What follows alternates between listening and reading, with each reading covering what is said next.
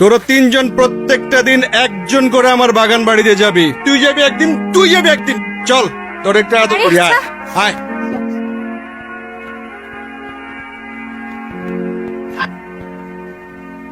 জিতু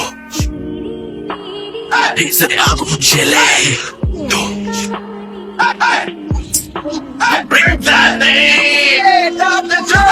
কি সুন্দর নদী। আমার না নৌকা দেখলে শুধুমাত্র ঘুরতে ইচ্ছা করে। আমাকে নিয়ে চলো না নৌকায়। এশা আজকে থাক না, আমরা না হলে আরেকদিন প্ল্যান করে এসে ঘুরে যাব। বস, আপনি ওই দিন ছেলেটাকে যে থাপ্পড়টা দিলেন না, আমি তো দেখেই ফিদা হয়ে গেছি। আরে আপনার সানগ্লাসটা তো সুন্দর আছে, দেখি দেখি আমি পরলে আমাকে কেমন লাগে। কি বস, কেমন লাগতেছে? আপনি বাইকটাও কিন্তু সেই চালান, এবি এন্ট্রি নেন আপনি। আপনি কি আমাকে বাইক চালানো শেখাবেন? এই মানিক, নৌকা ভিড়া। আপনি কি মাইন্ড করছেন বস? কি হলো? রক্ত পড়ছে। আসেন, হসপিটালে যেতে হবে। আরে জিতু ভাই, আপনি কোনো সমস্যা? আপনার হাত কেটে গেছে। তেমন সিরিয়াস কিছু না। আপনাকে অনেক ধন্যবাদ। আপনি সুপারিশ না করলে আমার হাজবেন্ডের চাকরিটা হতো না। সব আপনার জন্যই সম্ভব হয়েছে। আরে কি যে বলেন না। চলেন। আমি কি বাঁচবো? কিচ্ছু হয়নি। রিপন ভাই, তুমি কাঁদতেছো কেন? আমি মনে হয় আর আমার বাচ্চাটাকে আর বাঁচাতে পারবো না জিতু। কি হয়েছে? ডাক্তার বললো আমার বাচ্চাটার হার্টে নাকি ছিদ্র, কয়েকদিনের মধ্যে অপারেশন না করলে বাচ্চাটা আমার আর বাঁচবে না জিতু। এত টাকা কোথায় পাবো? চলো আমার সাথে, ডাক্তারের সাথে আমি কথা বলবো। আসো।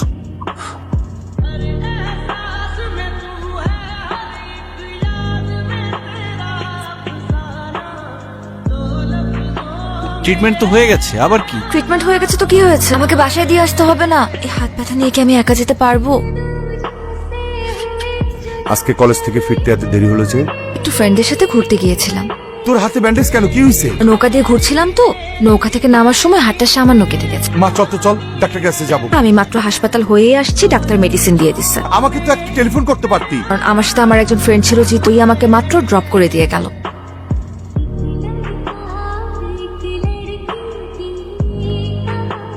কিরে, তোরা না আমার ফ্ল্যাটে যাইতে বললাম, গেলি না কেন?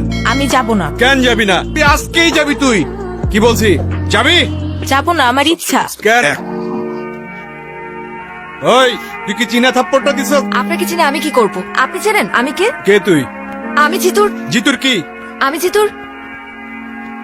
জিতুর কি সেটা আপনার জানতে হবে না। এই মুহূর্তে শিউলির কাছে মাফ চাইবেন। কার্ড?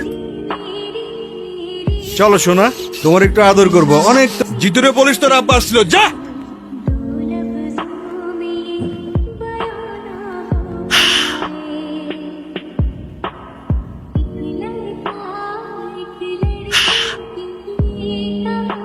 ভাই আজকে ভার্সিটিতে কিন্তু সেই মজা হয়েছে। না আটকালে কিন্তু আরো মজা হইতো ভাই। হ্যাঁ, আরে তোর জন্য তো অপেক্ষা করতেছি। আয় আয় আয় আয় খালেদ, জানি আয়।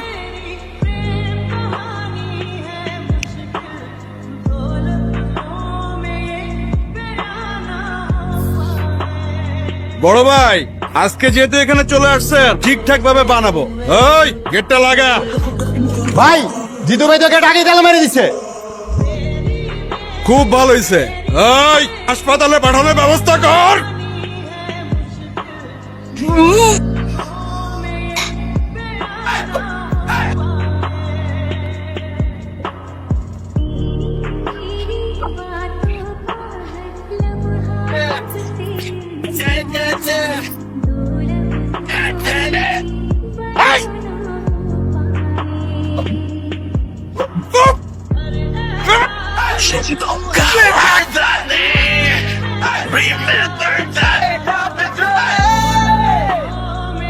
আরে জিতু, তোমার ডাকছি একটা জরুরি কাজে। তোমার তো পড়াশোনা শেষ, ভিপি নির্বাচনটাও তো চলে আসছে। তুমি যদি সেন্ট্রাল রাজনীতিতে চলে যাও, তাহলে এই ক্যাম্পাসের দায়িত্ব তো জাহিদের নিতে হবে। 2 দিন পরে পরে জাহিদরে যে কেলান কেলাও, ভবিষ্যতে পোলাপানি ওরা মানবে? জাহিদ যদি ভিপি হয়, ক্যাম্পাসে 12টা বাজায় ফেলবে। মেয়েদের অবস্থা হবে ভয়াবহ। তাজল তো খুবই ভালো ছেলে, আপনার মিটিং মিছিলে যা লাগবে তাজল ব্যবস্থা করবে। এসা কি হয়েছে তোমার? আসার পর থেকে তুমি কাঁদতেছো। কেউ কিছু বলছে? বাবা বলছে তুমি গুন্ডা, সন্ত্রাসী। বাবা বলছে ট্রান্সফার নিয়ে নিবে। কিভাবে থাকবো তোমাকে ছাড়া তখন? চাইলেই কি তুমি আমার থেকে দূরে যেতে পারবা? তুমি তো আমার অক্সিজেন, তোমাকে ছাড়া আমি বাঁচতে পারবো না। কিন্তু বাবাকে আমাদের সম্পর্কের কথাটা জানাতে হবে। তোমার সম্পর্কে বাবার যে ভুল ধারণা আছে সেটা ভাঙতে হবে। আমার মনে হয় তোমার বাবাকে বোঝালে বুঝবে। যেহেতু আমি না একটা বিষয় খুব সেলফিশ, আর সেটা হলো তুমি। আমি শুধু জানি আমার হাসির কারণ হচ্ছে তুমি। তোমার হাতটা একটু ধরি। হেড অফিস আপনার উপর বিশাল খুশি। আল্লাহর রহমতে সার্ভেটা টাইম মতো শেষ হলো। জিতু নাকি ওই ছেলেদের ডাইকা থাপড়াইছে, আপনার কাছে ডিস্টার্ব করছিল বই। আপনি তো যেই সই লোক না, হবু শ্বশুর বইলা কথা। এখন দেখ পুরো এলাকায় আপনার কথা শুনবো। আসসালামু আলাইকুম জিতু সাহেব। ওয়ালাইকুম আসসালাম আঙ্কেল। আপনি আমাকে খবর দিতেন, আমি আপনার বাসায় চলে আসতাম। আপনি আমার জন্য যেটা করেছেন এর জন্য আমি কৃতজ্ঞ। আপনার সঙ্গে একটু একা কথা বলতে চাচ্ছিলাম। তোরা একটু ওইদিকে যা তো। নতুন কোনো বিপদ হয়েছে? আমার মেয়ে এসা একটা অসহায় বাবা এসে আপনার কাছে আসা ছাড়া আমার কোনো উপায় ছিল না। আমি জানি আমার মেয়েটা আপনাকে ভালোবাসে। একজন অসহায় বাবা হিসেবে আপনারে আমি অনুরোধ করতেছি, আমার মেয়েটার সাথে আপনি আর বন্ধুত্ব রাখেন না। আমি আশা করব কষ্টটুকু রাখবেন প্লিজ।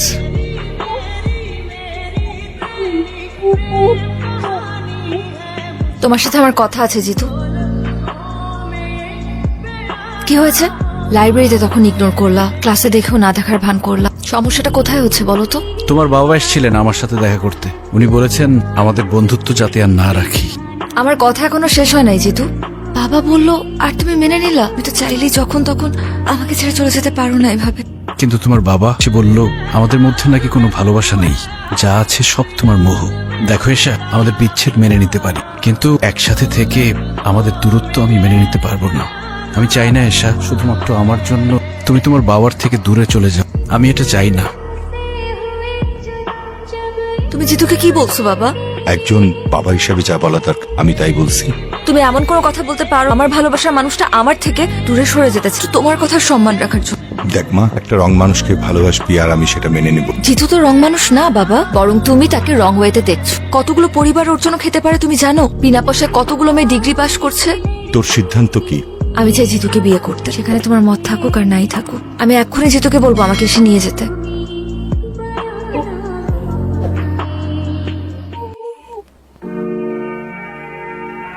আমি সিদ্ধান্ত নিছি তোর ব্যাপারে জিতুর সাথে কথা বলবো, পারলে আজকে রাতে। থ্যাংক ইউ বাবা। হ্যালো বাবা, তোমার সাথে আমাদের ব্যাপারে কথা বলতে এখনই আসতে হবে। আচ্ছা ঠিক আছে, আসতেছি। জিতু!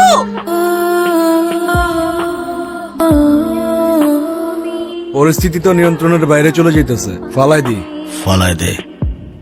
জিতুকে আজকে আমার বাসায় পাওয়া যাবে। আপনারাও কি কি করবেন আমি জানতেও চাই। আমি শুধু আমার মেয়ের ভালোর জন্য এই কাজটা করলাম। Jitu!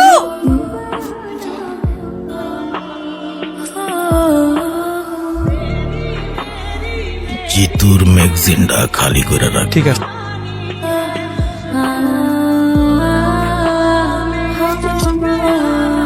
Jitu! Thank you uncle.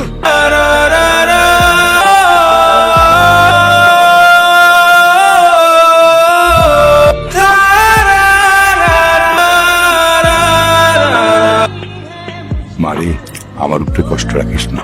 বাবা তুমি খাও তো।